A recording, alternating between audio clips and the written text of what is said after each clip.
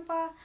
We are done with nouns. Now, as I told you, in subject we can use nouns or pronouns. Now, the previous video I talked about the nouns, right? Now, I am going to talk about pronouns, but I'm going to discuss just two kinds of pronouns here in this video, which is subjective pronoun and objective pronoun. When we're going to say subjective pronouns are those that we are usually used in our subject, or you can find it in a subject place of your sentence. Now, when we say objective pronouns, we usually see that, or we usually place those pronouns in our object place of our sentence. Like for examples, so we have here he, she, it, they, we, I, or you. På svenska, so here we have the translation or the översättning till svenska. So he menar han på svenska. She är hon. It, det eller den. They, de. We på svenska. I menar jag på svenska. Och you menar du på svenska. Dessa kan man använda på subjektet i meningen. Okay.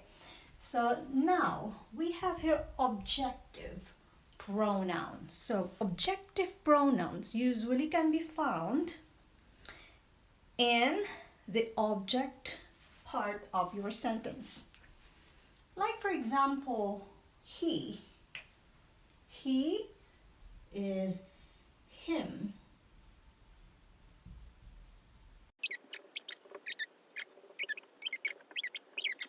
På svenska kan man säga him, liksom honom.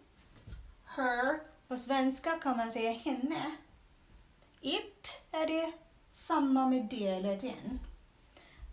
Them kan man säga dem. Och us in English. På svenska kan man säga oss. My är min. You är dig på svenska.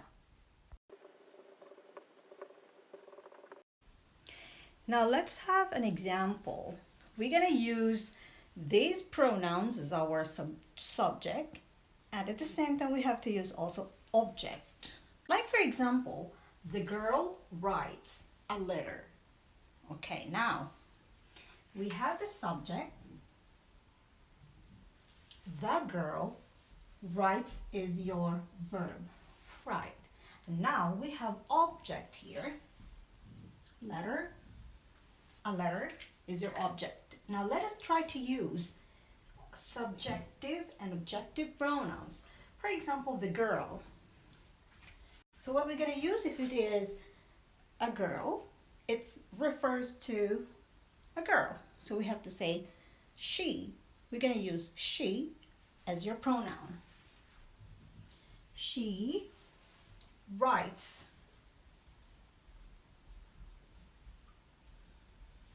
a letter. So letter here is your object. So if it is a thing, we're going to use it. So now we have pronouns, subjective pronoun she, and objective pronouns it. So now we have she or it. For example, they plant flowers. When we say they, på svenska vi kallas det dom, eller hur? De odlar blommor kan man säga. So they here is your subject pronoun. This is your subject and this is your object. If we use object pronoun, so you have many flowers. Many flowers, you can use them. Okay? This is how you use your subjective and objective pronouns. So as you can see, now subjective pronoun, they, she, these are subjective pronouns. Okay? So it, them. So that's how we use our subjective and objective pronoun. I will present to you the subject-verb agreement on the next video. That will be some kind of rules in making sentences or in writing sentences. So see you on the next video.